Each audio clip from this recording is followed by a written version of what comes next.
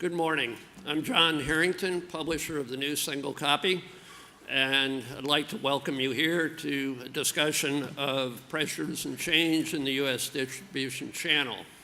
I'm struck by the presentation that preceded us, by the tremendous similarities in the trends, but I'm also struck by the significant differences in both how they occurred, how they are being dealt with, and how we look at the future. As I said, I'm publisher of the new single copy. We are also a consultancy working on studies about the industry, trend analysis. Annually, we publish the magazine Retail Sales Experience, which looks at, actually now a broad look at circulation trends in the United States.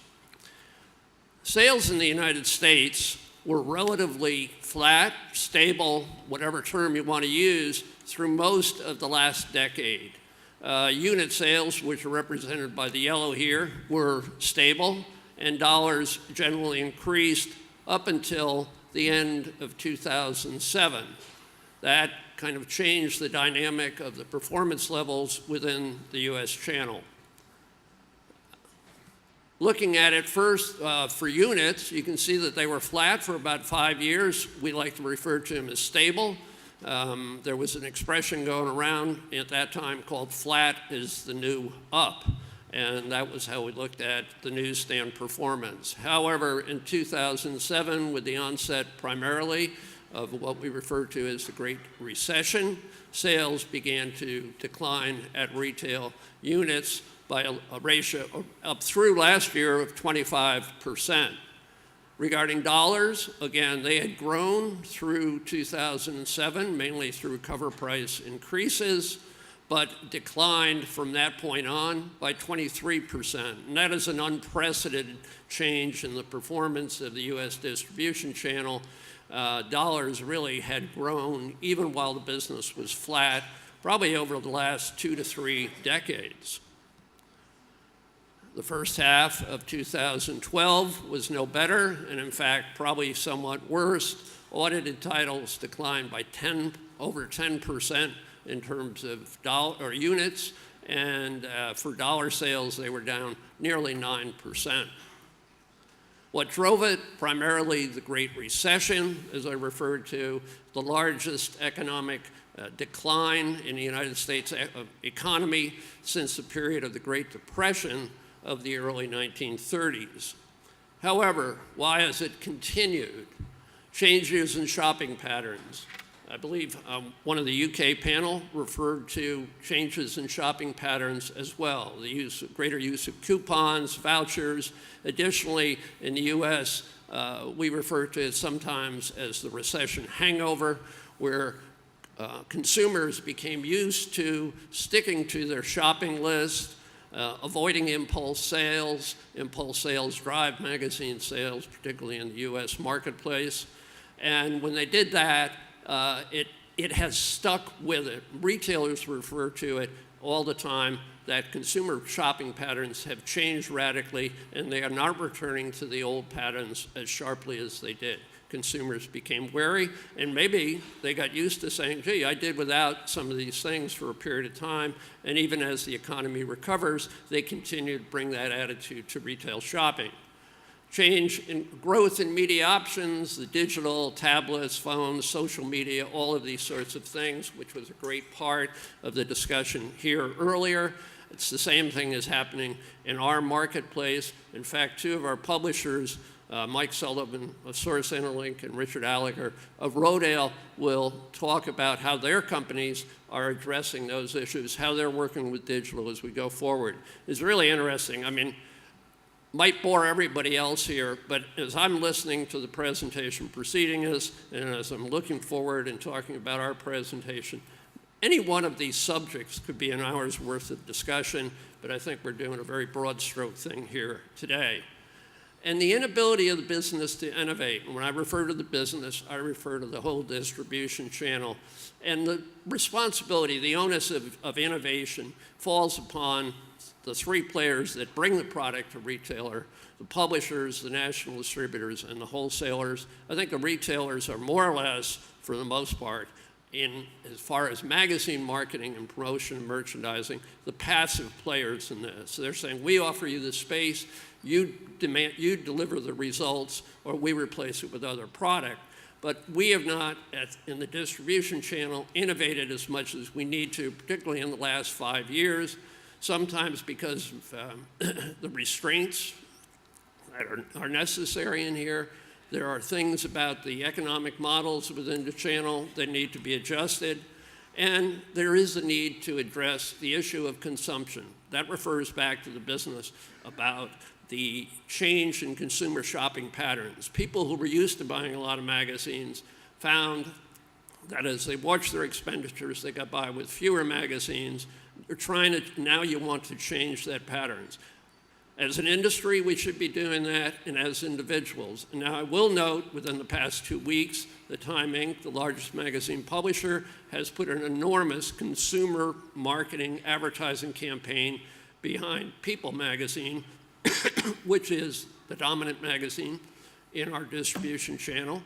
And if they can begin to push those sales back up, it's going to benefit the entire distribution channel, because marketing of magazines is really a win-win proposition for everybody in the channel. Fragile distribution channel, I talked about that. Wholesaler finances. Consolidation was driven by retailers. Back in 1995, don't forget, we had about 350 wholesale distributors in the country at that point. By the end of the 1990s, it was down to about 5 that dominated the country. Today we have 3. And that changed the wholesaler finances. Retailers got a bigger share of the dollar. Growth of media formats. Obviously, again, we're talking essentially about the digital revolution, both the internet, tablets, et cetera. Non-aligned economic models. This is a key thing from my point of view. Particularly, publishers, national distributors, wholesalers have sometimes conflicting goals and what they expect out of the distribution channel. Where the dollar goes. In our business, pre-1995, wholesalers had 20% of the revenue, retailers about 28% of the revenue, publishers, depending on arrangements with national distributors, 45 to 50% of the revenue from sales at retail, national distributors the remainder, and that basically went up and down depending on the relationship, contractual relationship with your national distributor. Evolved to the present time, wholesaler share is down to about 10% with very highly increased costs. The retailer share has grown 30 to 40%. The publisher share is 35 to 55%. And again, that's a contractual issue. And the national distributor shares the remainder of it. I'll contrast to the UK system, and Jim Bilton helped me with some of these figures. So I pass off the reliability of the numbers to him. But the wholesaler share is 10%, seems to be going down. This is as I understood it. The retailer share has been steady, about 26%. Publisher share is growing. The distributors down a little. However, the key difference here, as was mentioned in the previous presentation, is that in the UK, the publishers drove the consolidation of the retail channel. As Neil Jagger mentioned, it was their initiative to drive it down. They felt it would benefit them, and essentially that allowed them to still be in control of the distribution channel. Whereas in the United States, it was the retailers who drove the consolidation of the channel, and in that fact, they extracted profits out of every other players in the channel's share of the pie. Misaligned economic models. Broad statements, because particularly for publishers, every publisher has a different model. There's a broad statement about it. It is essentially driven by advertising, circulation and subscriptions, subscriptions and single copy may contribute profits, but primarily support advertising rate bases. From national distributors, a cash flow emphasis. Marketing, billing, and collection responsibilities, limited handling costs. They bill and collect for a product, but the product is, they do not physically handle the product in practically all situations. And the wholesaler's cash flow is important, very important. Handling costs will drive marketing and merchanting decisions. Mike Sullivan will address that a little more, but essentially what I'm saying is here is they have learned to figure out and to monetize or to establish the cost of every operation in which they're performing, and now assign that to the various profits they may make from an individual title. And that will determine how much marketing and merchandising they can do. Go back to the point before that wholesaler profits have declined, wholesaler gross margins have declined considerably over the past 15 years, even continuing in the present time. And as those go down, they have to usually cut back on marketing and merchandising, which hurts sales, while allowing them to stabilize their costs. Profile of the publishing business. These are revenues generated, not revenue profits back to the wholesaler. This is but how the business has changed over a period of time. 2001, 153 magazines, which I had access to all of the data on. Advertising represented nearly 71% of the revenue. Newsstand, just above 10% of the revenue. This revenues generated, not profits or not revenues back to the publisher. By 2011, 173 publications were able to look at. Advertising was now up close to 80% of the revenues generated. Newsstand was down to about 8% of the revenue generated. And that is despite the fact that during that period, particularly in the last 4 to 5 years, many major publishers have talked about making the consumer pay for content, meaning making the subscriptions and newsstands drive profits and revenues and being less dependent on advertising, moving from an advertising-centric business model to a consumer-centric business model. And despite that, and probably mainly because of the impact of the Great Recession and how it's changed consumer shopping patterns, in fact, during that same period, the advertising strength or the advertising share of the revenues generated has increased. Also looking at some of the trends there in that period, in 2001, the average subscription price, not the price that you pay for a long-term subscription, but what it resulted in terms of what a consumer paid for one copy of a subscription magazine was $1.22. For newsstands, for single copy, it was $2.83. By 2001, the average subscription price 10 years later is actually less than it was a decade ago. There aren't many other products in the marketplace that the price has gone down, except for probably computers and some digital products, but not any packaged goods or things sold in supermarkets or other retail venues. Newsstand prices increased to $3.85 in that period. In fairness, I will say between 2010 and 2011, the subscription price did increase from $1.08 to $1.14. Amazing that it had dropped that low on the other end. That led to a kind of odd situation.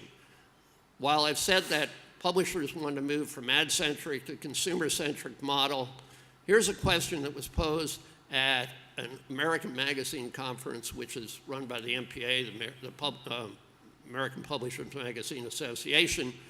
And someone who does some work on this issue said, we could take 100,000 copies out of a print run, and it would only cost you no more than 7,000 copies of single copy sales on that issue, assuming that the reduction in the production costs, distribution costs, would be more than offset by the loss of revenue from those 7,000 copies of sales. The CEO of that company responded, no, I need those copies to make my rate base. And that may be good publishing economics from a publisher's view, but it changes the dynamic for magazine distributors and retailers who have to handle that product. They're being asked to handle 100,000 copies to sell 7,000 copies, the last part of the circulation. It's an old adage of the circulation model is that the last part of your circulation is the most expensive to obtain, but the cost this cost or profit for the wholesaler or the retailer is still on the same model as for the first part of your circulation. A significant thing that's happened in our business this year is the purchase of a large national distributor by a group of major wholesalers. The News Group, which is one of the three large wholesalers that dominate the U.S. marketplace, later joined by another of those wholesalers, Hudson Media, has purchased COMAG, a national distributor that was co-owned by Hearst Magazines and Condé Nast Publications. It is the first time that you've had a consolidation of that so-called middleman level of the business. There are a lot of changes we can anticipate. It's too early to cite what those changes are, but you can speculate that they're going to take a lot of the redundancies and kind of redundant costs out of the distribution channel, hopefully make it more efficient. And any of those redundancies taken out are going to affect the broad distribution channel because they're going to be available throughout it. So it's alignment of financial drivers, perhaps, reduction of redundancies, and many other possibilities as well.